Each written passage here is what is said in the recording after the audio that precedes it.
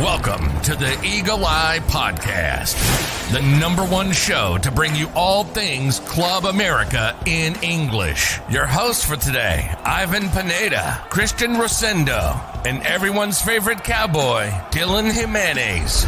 Let's start the show.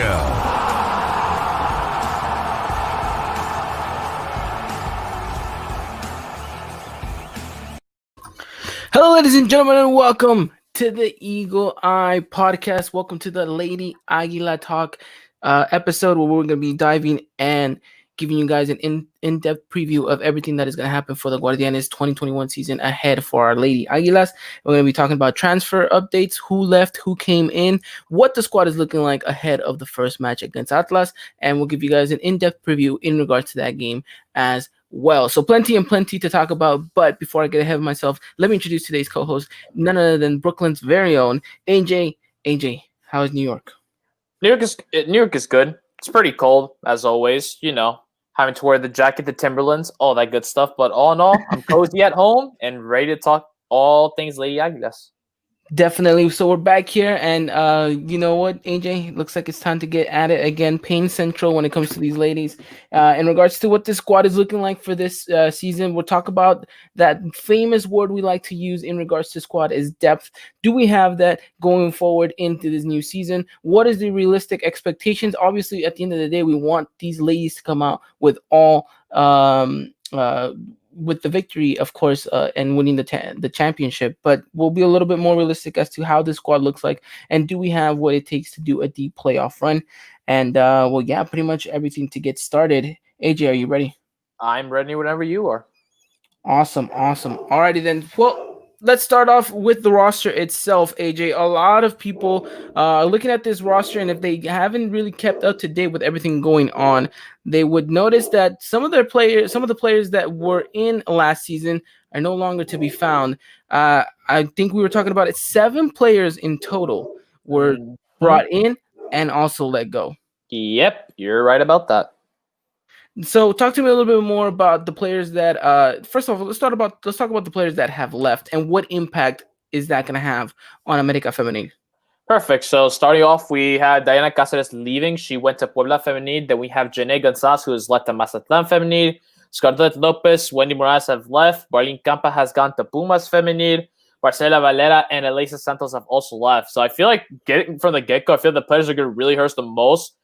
Marcela Valera, Marlene Campa, Janae Gonzalez, and Diana Cáceres. And that's essentially half of the players that just left. I just feel like they left. They had potential in this team. I felt like they were key components into this roster. Just some of them, either they weren't able to start as much, whether they got injured too much, or just they couldn't get the mojo really going. Like for Diana Cáceres, for example, it's been a while since we last seen her play. We haven't seen the form that she replicated when she first started América Femenil, scoring goals left and right up top with Montse, Daniela, and Lucero Cuevas.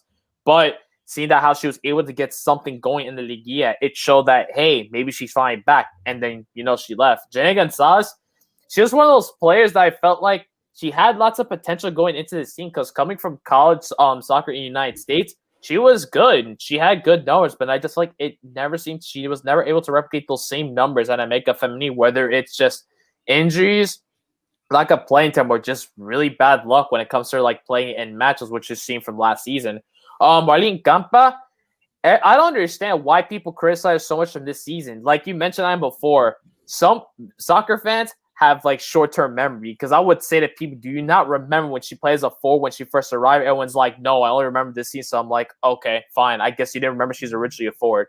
But anyways, she was playing as a midfielder, didn't really get that great of numbers. She started a lot of games, but just the same thing. She's playing in a position she was not really comfortable playing with, and I feel like that drastically hurt her playing style and game. Yes, she had some moments here and there, but I just felt like her playing as a midfielder, it didn't work out, and I feel like at the end it's gonna hurt América Femenil. And then Marcela Valera, it's one of the more questionable exits for the team, because I'm trying to think of all the reasons why we let her go. She started a lot for us whenever we needed someone as a backup center back or just for her to start. She had that old school defending, which I feel like when she gets on a one-on-one with a player, she wins out one of those fights, one of those duels, and she did whatever she can to get the ball back. But the only real reason I could think of her just leaving I think it just might have been due to age. She really doesn't get injured often. If I'm not mistaken, I think she did not really get injured.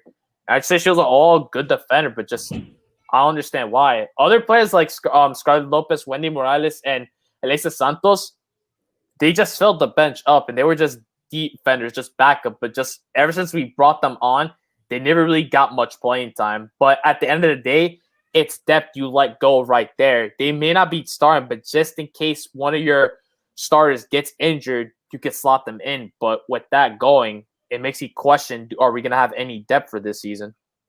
Yeah, and that's what we're going to be talking about in just a moment here. And I do want to bring up this great question from Ivan, who has been on the podcast before. He says, "What do you attribute a large turnaround to when it comes to women's teams in regards specifically to America? Because this is not something that is unusual with America Femenil. I mean, there's usually season ends and there's a pretty big turnaround. There's about 7-8 players that are let go and 7-8 players are brought in, and then again, it kind of just a rotational of a season. So, what do you think attests to that? I think it's just really just teams just trying to figure out what can we do. But then here's the thing: I feel like in the Liga MX Femenil, no one's spot is ever saved. Yes, you can be a star on a team, have great numbers. But remember, contracts don't last that long in this league. It could either last from just one season. It could just be a season, 2 seasons, whatever the case may be. Just no spots is ever saved. But I just feel like what just the large turnarounds, it's just managers are just trying to experience in this league because you're always having newcomers coming into this league and you're always wanting to sign. It's like, okay, let's put them onto this team and see what they can do here. But I feel like the problem they can start too, it's where you're constantly trying to experiment. It's gonna mess up with the team's chemistry because, like you mentioned before, Ivan, from time and time again, we see America Femenil let go of 6, 7, 8, 9 players, and we're just wondering when are we gonna have a solid lineup? When can we have a solid score? Where it's like this is our squad. If ain't, then maybe switch 2, 3, maybe 4 players and get someone new, and that's it. But then I feel like it's just managers trying to figure out what's the perfect team they can build in order to get them the championship title that they want to add to the club. I think you mentioned it perfectly. It's the fact that these contracts are not that long, or at least that extensive. I mean, you're talking about what, a 2-year contract at best with with a team until you get kind of a renewal process. I mean, then that conversation gets a little bit more deeply rooted as to why are the contracts only about 2 years and what extends to that, and is the league involved in that sense? I mean, we could sit here and talk about that for days, but at the end of the day, I think it is the fact that you mentioned, AJ, the contracts are so short term that I think from a financial perspective as well for the clubs, I think it's a lot easier for them to be like, okay, this is going to always be kind of a short term. We could always renew for even an extensive period of time, maybe a year, 2 years, depending on the player's skills and attributes. Because you do mention the fact that this league is very young. It's not like there is a mountain of professional players out there in Liga MX Femenil for for them to come and sign on. So it is kind of still a process, and I do imagine that we're going to continuously see these kind of heavily rotated teams from the off season for about a couple more years until we kind of finally get to where you are saying, AJ, we have a cemented team where maybe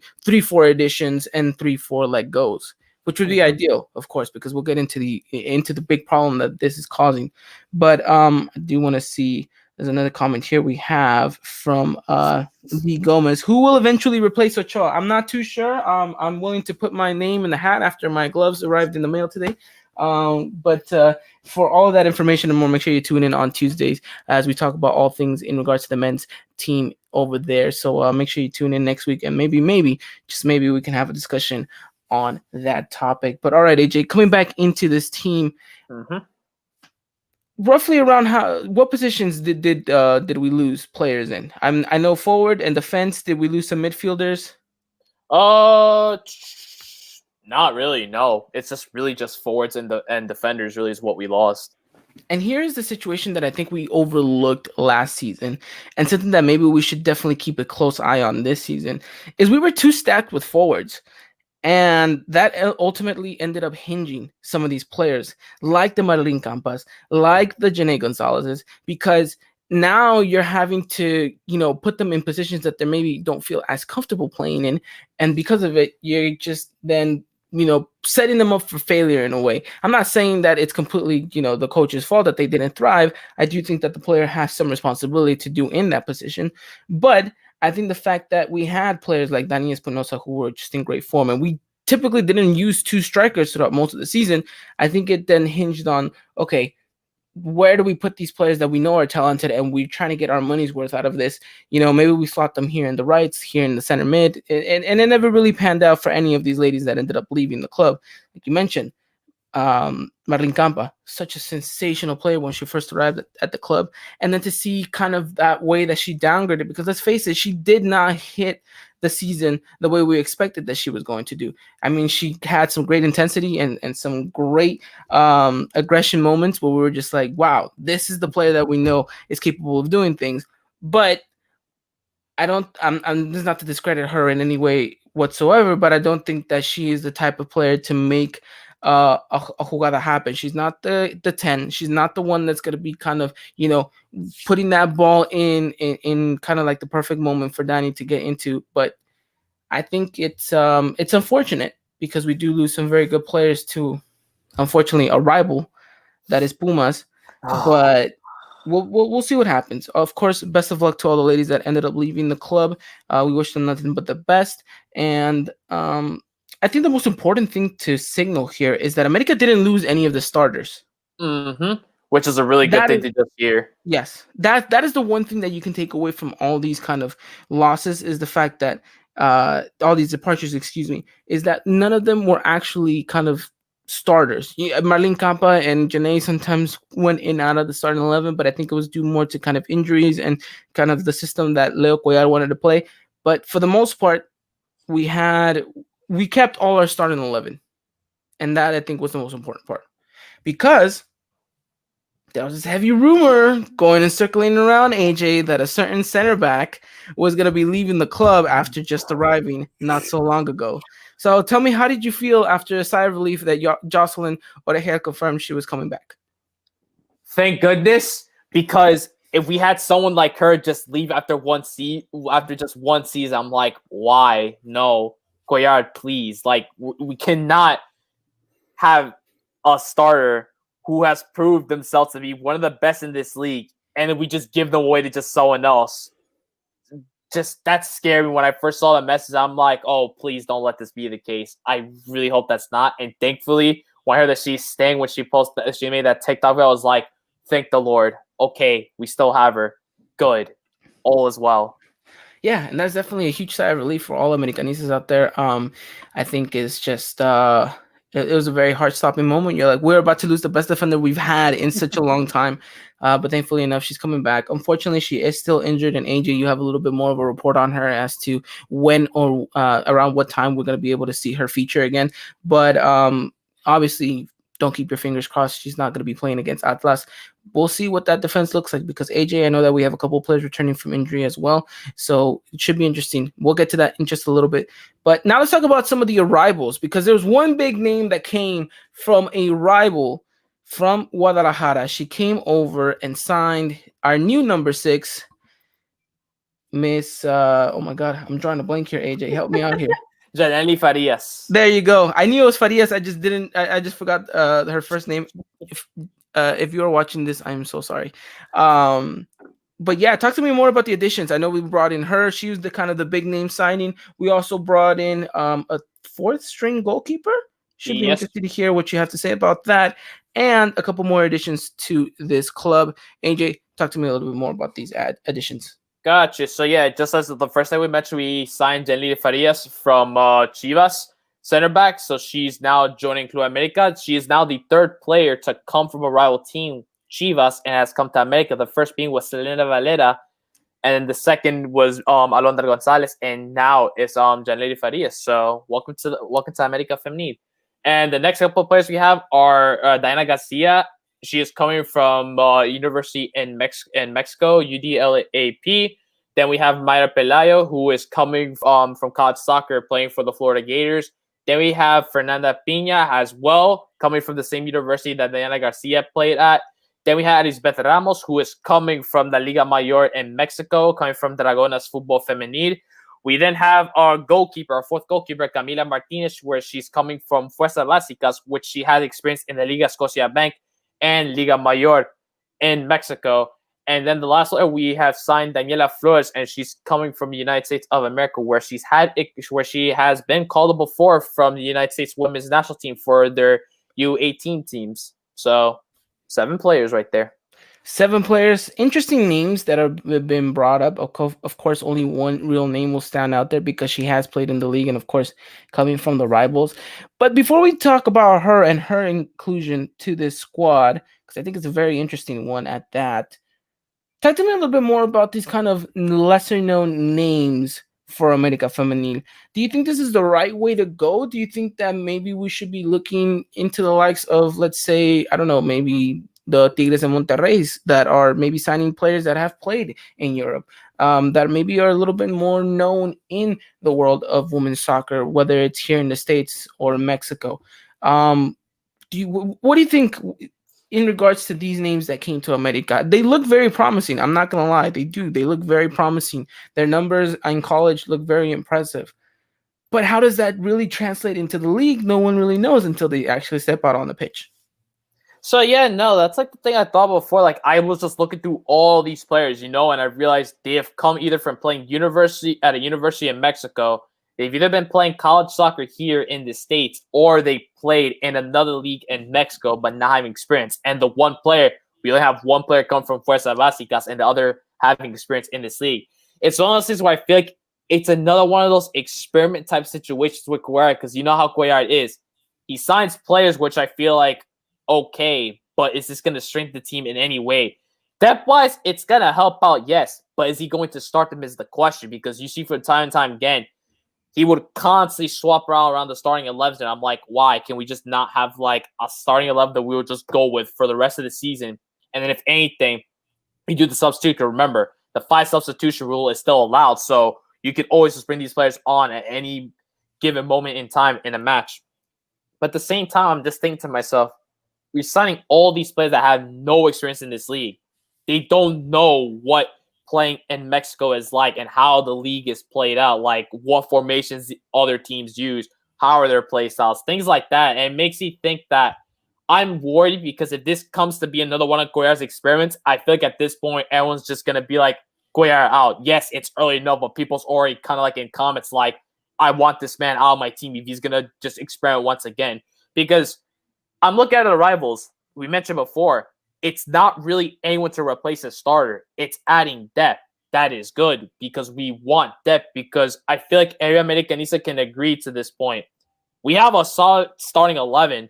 This can be the starting we could roll with throughout the rest of the season. And then with the substitutes that we have on the bench, it's up to them to make an impact when they come onto the field. But Ono, I'm on the fence a bit.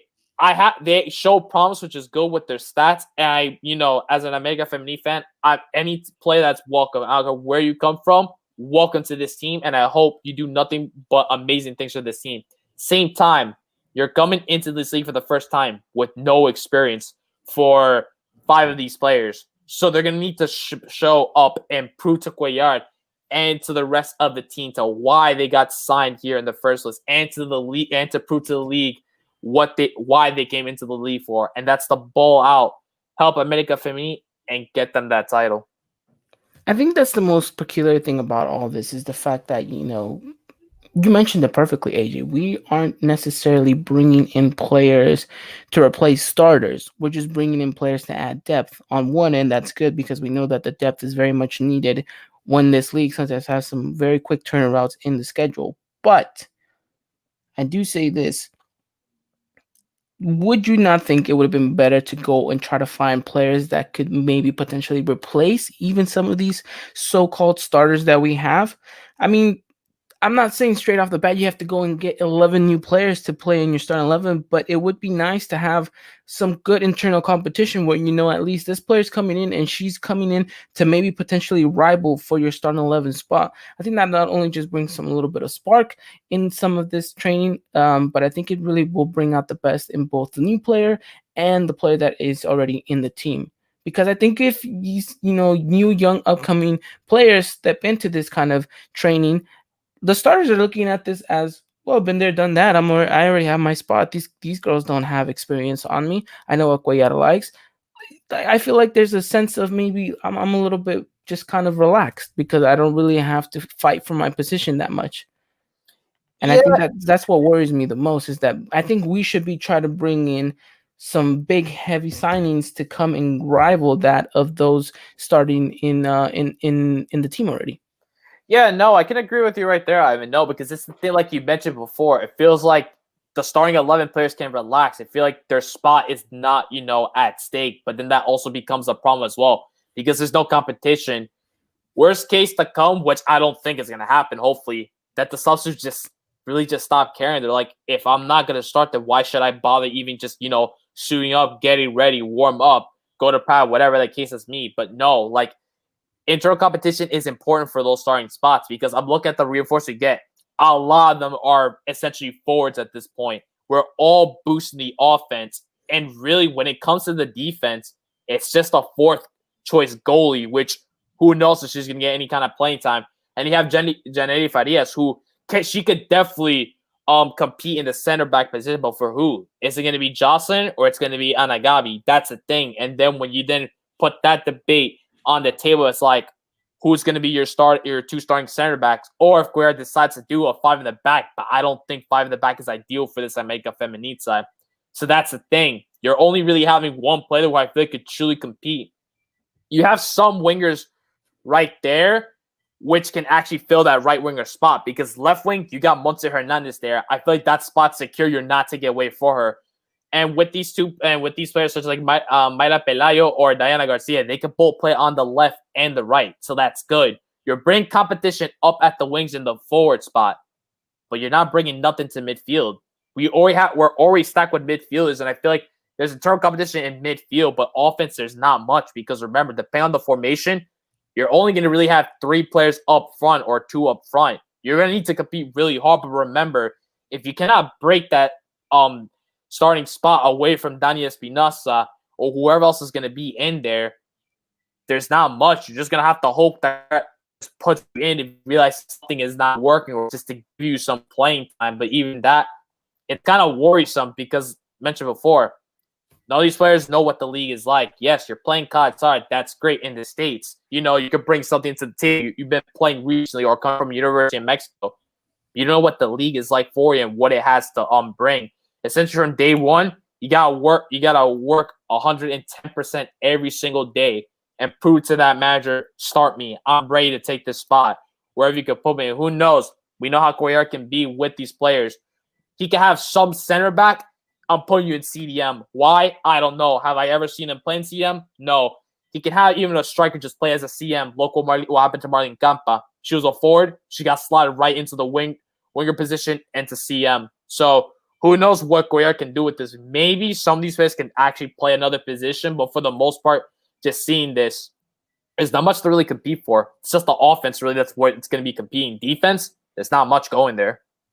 And I think that's what I was alluding to earlier when I mentioned that we overlooked something that was really, really kind of worrisome. Because when we were previewing last season, we said this squad finally has the depth to make it into a deep run. Unfortunately, though, what we kind of overlooked was the fact that the defense lacked a little bit more of that depth than the forward position. And it seems to be that we're repeating the same mistake this year as well, AJ. You look at some of these players that came in, and you look at the fact that we have way more forwards than we do defenders. And that, I think, is stretching ourselves very, very thin. I mean, the midfield department looks good, and I think that it's the most proper place to actually have the most depth, since seeing as how usually that they're the more interchangeable players throughout the season.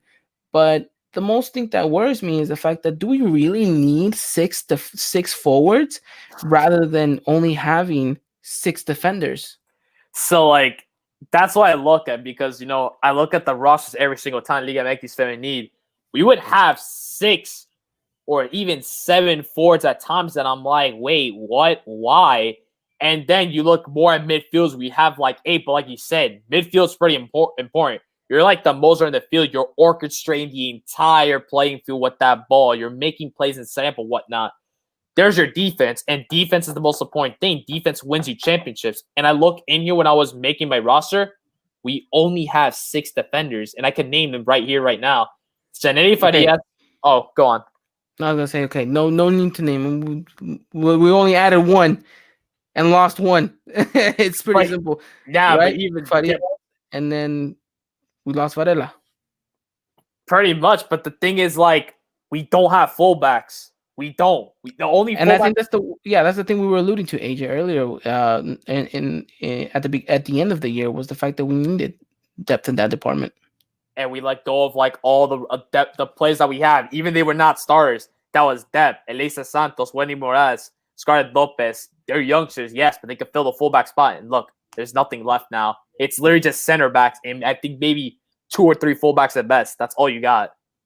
And I think that's the real issue that hopefully will not come back to haunt us. Although I'll bet anything that it definitely will. We'll see what they're capable of doing. But let's talk a little bit more about this defense and the new player, because I think this comment alludes to my next question. Farias. Ivan says that Farias should be paired with Jocelyn in his opinion. I was going to ask you, AJ, seeing as how she's coming in with experience, she's 30 years old. She has not only just league experience, but she also has national team experience. Does she walk in automatically and get a starting spot in America? Or does she have to earn it and win it in training? And maybe potentially if they do give her a game here and there. Do you think that she's up to the task, or do you think that she has to ride the bench a little bit?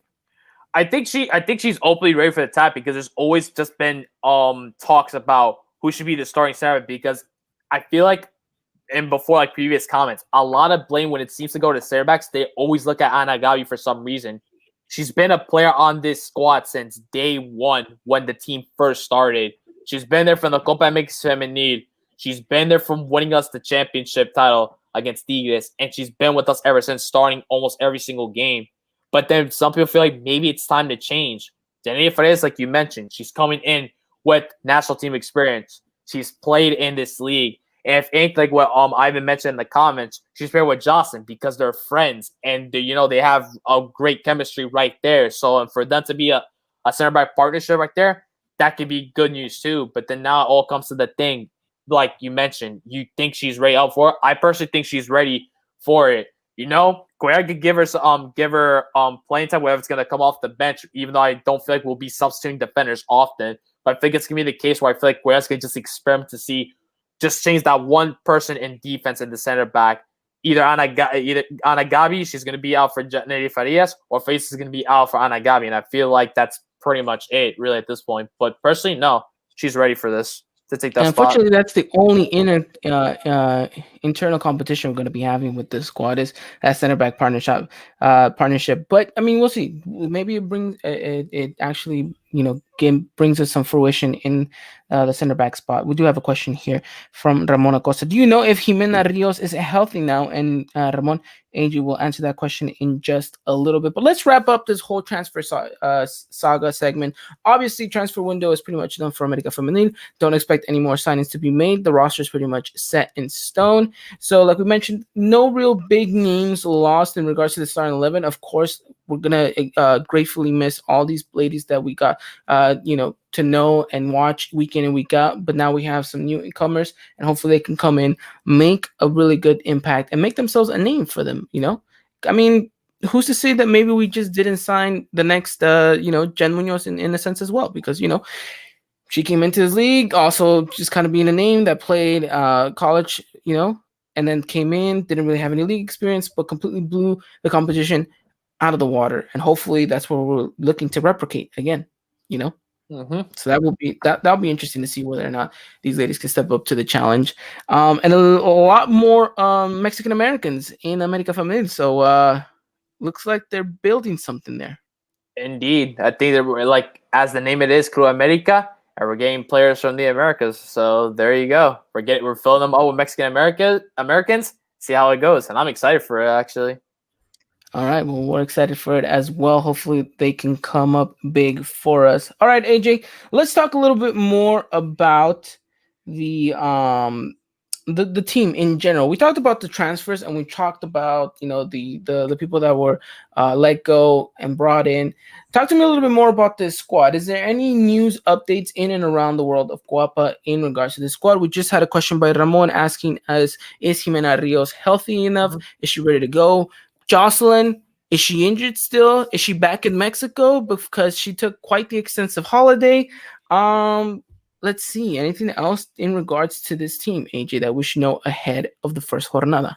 I got you. So just first things in news in Coapa, COVID-19 testing was done yesterday, and 2 people of the America Feminista have come up positive. So they're asymptomatic, but they're currently being checked on and they're isolated.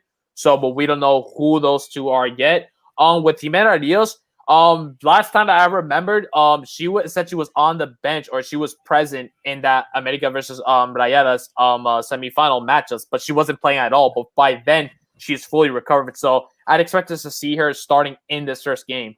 But with Justin Orejel, she was out in Mexico, but then she happened to get surgery on her left toe again, and I'm mistaken, which is the second time that has happened. And she, I think, was out approximately for like 3 to 4 weeks. So it's most likely that she's not going to be present in the first game. So if anything, expected to see her start playing or maybe be on the bench by the second match of the season and or third season if Guerra decides to rest her. So Jornada 2 or Jornada 3 is when we most likely will see Jocelyn Orejel. Any other news in regards to the squad? There is some kind of rumor that can say we do have 4 goalkeepers. One of them are going to let go, and what a lot of people are starting to talk about is going to be JD Gutierrez supposedly going on a loan to Necaxa, but it's unsure yet whether it's going to be happening or not. So in regards to that, if there's going to be any other transfers, it's going to probably be someone leaving. It's going to be one of the goalkeepers, and so probably JD. I have my money on Natalia Cunha. I think she would be the one to let go. JD, for me, in my eyes, is still Cuellar is number 1? Question mark? We'll talk about that in just a second, AJ. We'll talk about that in just a second, but I don't think we to discredit JD in any way possible. I think she's earned at least the number 2 spot, so I don't think we'd see her leaving anytime soon. Now that you mentioned the Necaxa, this is a huge tangent, by the way, but I don't know if you guys remember the good old times where America actually owned Necaxa, and whenever it was time to send players to loan, it was always to Necaxa, whether it was in disciplinary issues or because they were just ready to sell them and they needed to kind of show them off to the world. Necaxa was definitely the way to go. So just once you said that, I thought, oh, what a peculiar thing to be loaning players to Necaxa yet again. But yeah, all right, AJ, let's talk. Well, actually, give me a second here. We're gonna talk a little bit more about players to keep an eye out for this season in regards to America Femenil. What players we think are definitely gonna stand out, and what players need to have the season of their life in order for America to attain that second title. But beforehand, AJ, I do want to remind you and our listeners that today's episode is brought to you by Foot Cult. If you guys haven't done so already, make sure you guys go check them out and use discount code EEP at checkout to get 10% off all products. If you guys haven't done so, make sure you check out. There's some cool Eagle Eye podcast gear like this training towel jersey that we're wearing today. If you guys haven't done so already, such a comfortable jersey to have, by the way. Yeah, check them out. You know, they have some great stuff. I know they have some face masks for us right now in the pandemic. They have some really cool drops coming in for the next couple of months. So you guys do not want to miss any of that whatsoever. So go ahead, use discount code EEP at checkout to get 10% off all Foot Cult products. And again, thank you to our sponsors, Foot Cult, for sponsoring today's episode. All right, AJ, let's talk a little bit more about players that we want to keep an eye on in regards to America Feminine season. Who is the one player that needs to have the season of their life for you in order to finally obtain that oh so dreaded second title? So it's gonna be for me. It's gonna be Daniela Espinosa. She's been a very crucial player since day one arriving in this team. She always had a partnership with every side that came up front, whether it was gonna be Marlene Campa, whether it's gonna be Diana Cáceres, or Lucero Cuevas. But this time, she's the captain of this team. She's been given the captain's armband from Monica Rodriguez, and it's her time now to lead this team to the second title. She played amazing last season in the regular season, scoring goals left and right for this team, becoming the all-time leading goal scorer for America Femenil. In the playoffs, she had a tough time in the playoffs, but that's in the past. We're gonna leave it and we're gonna move forward. She needs to do everything that she can to her ability to captain this team, the offense, the midfield, the defense, goalkeeper, whatever this may be, have all her teammates around and be able to help them get into the finals this season and win that second title for America. So she's just got to be on her A game. She got the record for all-time leading goal scorer America Femini. She don't have to worry about that anymore. It has all for her to just go back to what she does best, and that's scoring golazos and headers and anything you could possibly think of, even from setting teammates up to score goals for them. So for her, she's got to bring her A game. Got to have playing every single game 110%. Okay, that's a good pick. I feel like a lot of people would have picked that name. This next name I'm going to mention, a lot of people probably wouldn't have had her as the number one player to keep an eye out for, or the number one player that needs to have the season of her life for America. But for me, it has to be Eva Gonzalez. I think what she is in that midfield as the anchor for America is detrimental to us winning a championship side. I mean, heavy rumors were circulating in the offseason that she was no longer going to be in America, that unfortunately there was, personal issues at home that she had to go back and take care of. And so that we were no longer going to see her in an America jersey. And a lot of panic, a lot of a frenzy happened on Twitter because everyone thought, well, we're finally going to lose kind of that anchor midfielder that we've had. And fortunately enough, everything got cleared up. Eva Gonzalez is staying. She's going to be with us for another season. And this has to be one where she completely just starts off from the get-go and continues that good run of form that she kind of left off in. I know that's a lot of responsibility to put on someone's shoulder, but I do think that she needs to be the person that kind of holds the midfield and the defense together. And she needs to be kind of that bridge in between both sectors of the field where she's not only stopping the attack, but also starting it. And, she's a very good, talented player. We know that she has a long range distance shots in her kind of, arsenals of capabilities. And so I don't know. I look at her. She looks like she's someone that enjoys being out there on the pitch. She likes kind of having that responsibility. And I think that if she's capable of, continuously, giving us those performances week in and week out, she could be the player for America Family this season.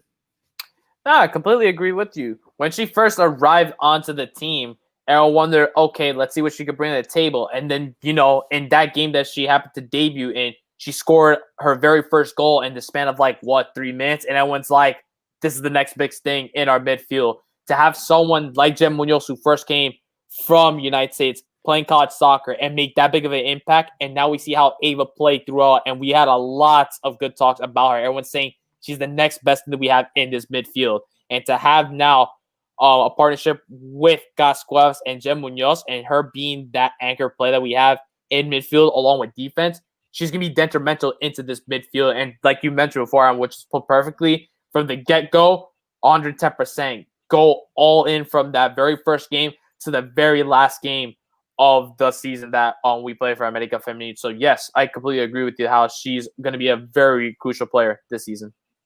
And hopefully that these players that we are naming are definitely, they live up to the expectation, because it's no easy task, but I think that they're more than capable of doing that, AJ. Just another couple of names to mention that I think need to have a really good season. No surprise here, but Jen Munoz needs to step up. I think we can all agree here that she had a very kind of subpar season, of course, due to the injuries and unfortunately the COVID situation. She just wasn't her 100% self. And, it's unfortunate because she started the season so great after, going up against Cruz Azul and scoring a goal. We'll have to wait and see. Hopefully that she can pick up the form that we know that she can have. And again, it's a very crucial player to have on the team. And hopefully that, she can get things up and running for America.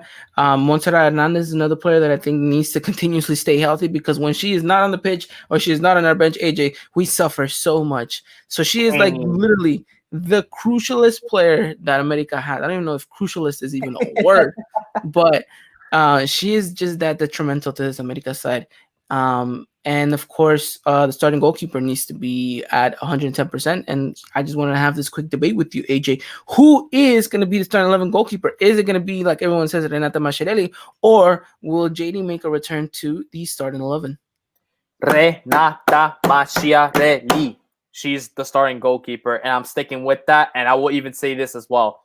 Her starting time was long overdue. She should have been starting from the get-go, but I'm happy she's given that time now, and may this be the first full season that she plays in as our starting goalkeeper. I agree with you, AJ, but I would not be surprised if JD gets the start. So keep an eye out on that, because all hell will break loose if that does happen against Atlas. All right. Although Ramon's saying Renata 100%, but hey, with Leo Cuellar, one never knows. One never truly knows in regards to that aspect. But interesting enough, we'll see what happens. And then, of course, our defense needs to be as solid as possible. All right, AJ, we've talked enough about these players, and we talked a little bit about the season ahead. And we talked about the fact that we've lacked depth in this squad in regards to the defense.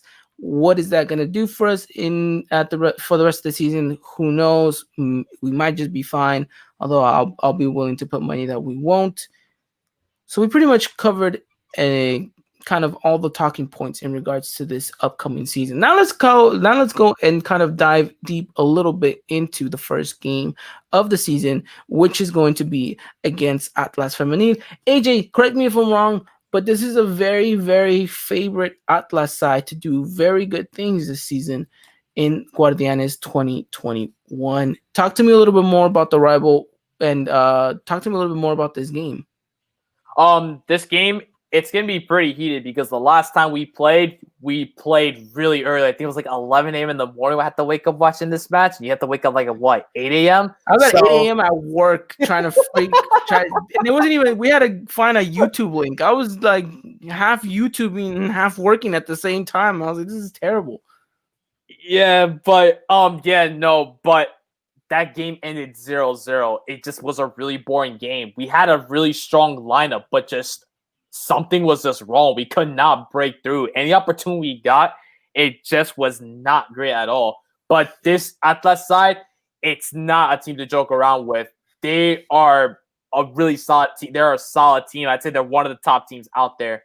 Got players like their goalkeeper Ana Paz. Then you got players up front like Claudia Ibarra, Adriana Iturbide, Alison Gonzalez, who was having a spectacular season last season, just scoring goals left and right. She was just a couple goals shy of getting the golden boot, and Katy Martinez stole it from her in the last game of the season. So, and then you got in midfield Joanna Robles, who is one of the best midfielders in this league, just being able to provide so much in that midfield. So their offense and that one midfielder in Joanna Robles, it's deadly. You see Joanna Robles with that ball, she's eating it to Adriana Iturbide, Claudia Ibarra, or Alisa Gonzalez. Any of them are there, and our defense are not listening, it's over. They're going to score that goal. And Ana Paz, no joke as well, really good goalie. So it's really up to America Femenil right from this get-go. Do not make repeats of the same mistakes we did it last season, where I ended in a 0-0 draw. Make the most of your opportunities. Any single open shot that you can get, take it immediately. No second thoughts. Don't do that one extra pass. You don't think the extra pass is not necessary? Go for it and see what can happen. No, I agree with you. I think it's not going to be an easy game, by no means necessary. But before we get a little bit more into the details of things, AJ, this game is on Monday. What time? It's going to be at 4:45 p.m. Eastern Time. 4:45 p.m. Eastern Time. That is going to be 1:45 Pacific Standard Time. And, of course, our friends over in Central Time, that is going to be at 3. No, excuse me. I completely messed that around. You said 4 on your end? Yep, 4:45 p.m. 4:45, 1:45, and then of course our friends at Central Time, 3:45. Just all over the place, AJ. I'm sorry. But it's gonna be live via GUARD1ANES, so no need to be going through the back channels of the dark inner web trying to find a link for this. But finally, a little bit of good news to start off the season. So again, you guys can follow all of that live via Twitter over on our Twitter account. Make sure you guys follow us at EY Podcast. We'll have you guys covered minute by minute. AJ is going to be doing his best to keep you guys up to date with everything going on in and around that game.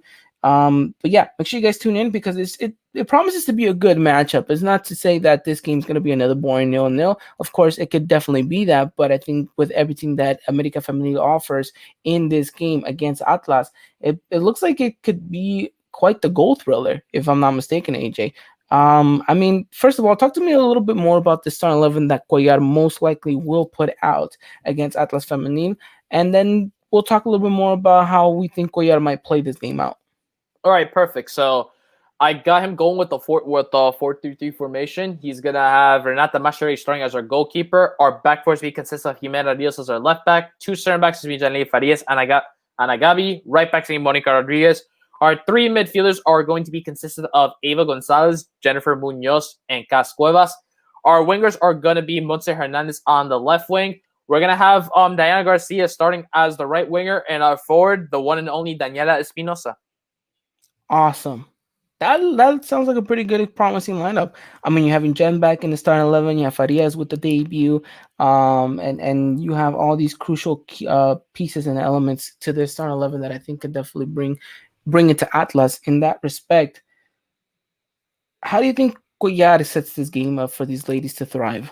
We know that sometimes he doesn't always necessarily want to have the ball and play that very possessive football style, but I mean, is this going to be a game where you think we might soak up the pressure and try to relieve it on the counter against Atlas? I don't think they really want to soak the pressure up. That's going to be a bad way for me, to just start this thing off, because if we concede an early goal off from the get-go, you know how these games can be sometimes for any team in the Liga MX Femenil. The floodgates are going to open, and that team is going to continuously keep attacking. Yes, you can get that opportunity to bounce back and get yourself a goal early, but if you don't get that defense situated in time, it's not going to be a fun time. And as I mentioned before, the offense for Atlas Femenil, it's deadly. If the defense is not being careful at any point in time, they're going to punish you with the goal. Renata Mascheré, we know she's capable of making saves after saves after saves, but we cannot rely on her for so long before she cracks under pressure and then just happens to make a silly mistake. So no, I feel like Cuellar's going to be really doing in this game, just get the ball rolling immediately. We don't want to play that possessive game where we send it back to our defenders, because there has been times where we send it back and some of the players of the opposition do happen to almost get the ball away from our defenders. So we definitely don't want that. Give it to the midfielders. Give it a gosh. She's a center attacking midfielder. She can go up and see if she could find a pass to one of the wingers, or if not, take the ball up herself. Same with Jem Munoz. She's capable of doing that same thing. She's an offensive-oriented player in which she is also to help Gus out with going forward. You leave Ava back. If there's at any given moment she needs to go up from it, she can do that. But for the most part, just stay right there. Midfielders, it's going to be Gus or Jen. You pass the ball to the wingers, you see Monte, you already know what she's going to do. Take on defenders, whatever she's going to have to do, get that cross delivered to Daniela Espinosa and head it home, or strike it with her foot and hopefully be a goal.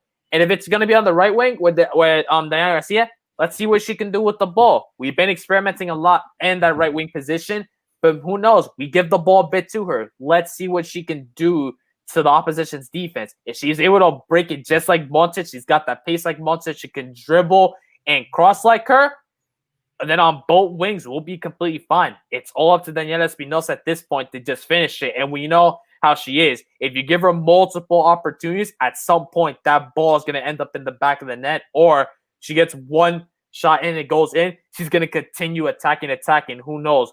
At times when you give the ball too many times, she's going to keep sliding them into the back of the net and make the goalkeeper feel really sorry for having to keep for choosing that profession. Exactly. That's a better way. There you go. Much better way of putting it. I agree with you. I think that we have to be as offensive as possible. And I would like to see an America side that definitely goes and tries to take the game to Atlas early on. And you mentioned it. I think every time we see America from the league score an early goal, there's a positivity that just arrays around this whole team throughout the whole match. And if we can continuously do that game week in and week out, we'll definitely cement ourselves as a favorite coming into this season. But again, it all really varies on the players and on the coach. Unfortunately, we know that Leo Cuellar sometimes isn't at that adventurous when it comes to being an attack-minded coach.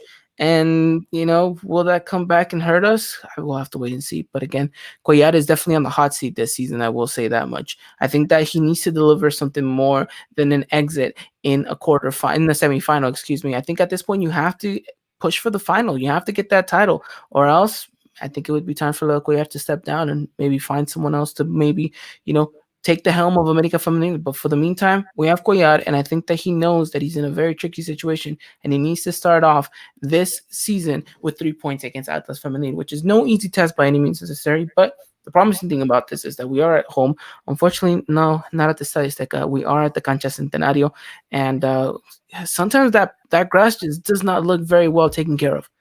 Yeah, no, when you're constantly just training in that same pitch as well, I'm pretty sure it's just not It takes a fun. toll. It takes a toll. But hey, we're neither here nor there to discuss about that. We're here to talk about the facts that matter, and that is the fact that America needs to stay as consistently sharp in the back as possible. AJ, something that me and you criticized heavily about this defense last season, and something that definitely ended up kind of biting us in the behind, was the fact that this team sometimes lacked sharpness. There's moments and lapses of concentration in matches, and especially in matches where we were winning, and sometimes in matches that we weren't, and it cost us some points, cost us some goals. That is really what I'm looking forward to this game. Is how sharp can this defense be with a player as experienced as Farias, leading the helm, someone that has national team experience. I think would definitely bring something important to that defense that maybe we didn't have last season. If they can stay sharp for the full 90 minutes, and I think we have all the key elements to make sure that we keep clean sheet after clean sheet. And hopefully, when we play up against the big teams like the Rayadas, like the Tigres, we can go toe to toe with them, not having to worry so much of what happens in the back, but more of so what happens in the front. Mm-hmm. Yeah, no, just it's really important for these players, like you said, to be sharp at all times. There cannot be a moment where if we happen to score a goal, don't slack off. Let's keep pushing for another goal. We need to increase the lead to the point where it can be comfortable, but not comfortable enough to the point where it's just like, for example, like a 3-0 lead. It's like, all right, let's call them. No. You got to be paying attention at all times. You don't want to slip up because any given moment you slip up, the opposite can get some momentum. And sometimes you may not get enough time to get right back into it because the opposition, they could just score another goal in just a couple of minutes right after. And that's definitely what you don't want. And for the defense, it seems from time to time again, it's like on paper, they look great. In game, they're great too. But there's just something about where it's like, I feel like they slack off from time to time, or when it comes to set pieces or whatever it is, it seems like they're all over the place, and you see maybe they're not communicating at all. And then when the goal does happen, we don't get as frustrated. It's one of those things where it's like snap right back into it because we've seen from time to time again, we've seen Renata Mashere concede a goal, but she doesn't seem like that annoyed by it or anything. But it's one of those things. We just want to get the defense just clapping at everyone. It's like, come on, let's get into it, get back into it. We concede a goal. All right, now let's get a goal back into this match. So it's really just them be sharp at the time. Just pay attention. If someone's out of position, players just call them out right on it. Tell them go up a bit or go back a bit. Stay right there. Keep an eye on that player on that side. Do whatever you gotta do in order to keep everyone focused and into this game throughout the entire 90 minutes. I agree with you. I think communication definitely has to be a key aspect of this America side, and I think Ivan puts it perfectly. It's mentality, though. This needs to be instilled from the leadership, and I think that's the one thing that we're looking at Farias to be is a leader at the back. I know that we have, I strongly, I've always said this that a goalkeeper has to be the first leader in that back line, but at the same time, though, one of those center backs needs to be a leader in that sense as well. And I don't know. I feel like sometimes Anagabi and Jocelyn maybe weren't the type of players to step up at the moment and maybe, be that kind of leader, week in and week out through that, center back partnership. And I think Farias is definitely the player that can come in and do that with her experience. And I think another good comment here, and Ramon Acosta says, let's hope Dani Espinosa is emotionally recovered from the semifinals. I think all of us definitely feel the same way. And I think a couple of goals in this game will definitely um, mm, maybe erase the ghost of the past in regards to that semifinals, and we'll see whether or not that Danny is able to do what we know she's capable of. Although here's a hot take for you. I don't really like Danny Espinosa as a forward. I think she's much more of a kind of like a center forward in a sense. She reminds me kind of more of like an explosive player that can play off the forward, right? Someone that maybe doesn't have that big responsibility of always have to be the target player and all that stuff. But again, that's just me saying that I have no doubts in Daniela Espinosa whatsoever. I think she's more than capable of scoring goals. And here's a real question, AJ, for you. Is she the right captain for this team? Do you see those leadership qualities in her? Oh, you're making me think a lot here because I'm just thinking back of everything she has done for this team. She's young and she's being the captain. We've had numerous captains along the side. I feel like yes, she's the cap for this team, but then there's some instances where I feel like if she's having a bad day, she's doing everything to her ability to try and get out of that of just her just trying to get out of that hole where she's just in a slump or wherever the case just may be. But it's almost just like I feel like yes, she's good as a catch. She do everything to her ability to help her teammates out. Scoring goals, setting plays up, helping teammates get the ball back. But it's one of those things I feel like as well. You gotta push aside if you're having a bad day. If you think you cannot score a goal on a day given to you, just help your teammates out. If they are open for a pass or for a goal, give the ball right to them. You help them score the goal. You help the team out, and better yet, you're making yourself feel good. You're the player that set the pass up to your teammate, and you allow them to score the goal and get your team the goal they need, or whatever the case it may be, to get the victory. So yes, she's perfect to be the captain. Just I'd say work on the ego a bit. Like mentioned, I feel like don't put yourself first. Think about the rest of the team. There's no team. Everyone participates in the game of soccer. It's just not everyone just focusing on one person. Everyone plays a role in there. Interesting. I still don't think that she is the leader for this side. I think that we still like maybe a little bit more of a leadership quality presence out there. But then again, hey, we have to do with the fact that she is the captain. I'm not saying she's a bad captain. I'm just saying I feel like she still lacks a little bit more of leadership qualities that maybe she will attain later on down the road. So we'll see. But Ivan's agreeing, saying selfishness is never a captain quality, ever. That's why I don't think I'd ever make a good captain, AJ. All right. 2 questions before we wrap up today's episode. And I extend this question to all of you listening right now. And the first question, AJ, to you is going to be, what is your prediction for Monday's match against Atlas Femenil? And 2, realistically, putting yourself, maybe detaching yourself from this Americanismo, where do you see America realistically finishing off in the table? And how far of a run can America Femenil make if and when they do qualify for the playoffs? First question, go. First question. I'm going with the score line of 3-2. It's gonna be a goal. It's gonna be a goal fest. America's gonna be winning this one 3-2, edging out. Second question, where I feel like they're gonna be finishing. They're gonna be finishing in top 4. But if you want me to say up and see where they'll finish in 3rd place this season. And realistic world to be in the playoffs, they can get to the finals. I know that they can get to it. They got this squad that can go and push the limit and get themselves to the final. Okay. I like it. Well, I'm going to go with a 2-0 victory. I think that America Femenil can get an early goal, kind of cement themselves. Atlas is going to be really bringing on the pressure, and I think towards the latter stages of the match, I think that's where America Femenil is going to get off on a counter, and Dani Espinosa is going to be able to slot home that second goal that puts them in the dagger. That puts the dagger in them and, of course, ends the game for us right there and then. And in regards to the second question, I think I'm going with a top 4 finish, and 4th place for me is what I'm saying. And I do think that they can get to the final as well, AJ. I do think that they can finish lifting up that trophy. But it all depends on how healthy we can keep these players, how well we can stay sharp in the back line, in that defense, and whether or not these newcomers can step up to the plate and be just crucial starters, not rotation players, but starters for America Femenil. And a lot will fall on the shoulders of Lecuellar and what he's capable of doing. Hopefully, another title would be ideal. Let's go with Ramon Acosta saying America 2-1 against Atlas. We're still far behind Tigres and Rayadas.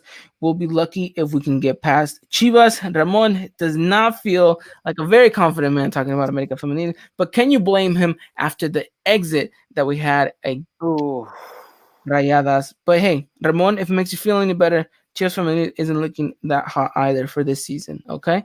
So we'll see what happens with them. And let's talk about Ivan's prediction right here, saying it's going to be a 2-2 draw, something that's definitely well in the cards, and you can see that actually happening, saying America Femenil will finish in third place and fall short from the championship, unfortunately, which is very sad, but it doesn't mean that we'll make it to the final. So That's good. as long as we make it to the final, I think we'll be fine. We might find a way to edge it off in penalties again or something. I don't know.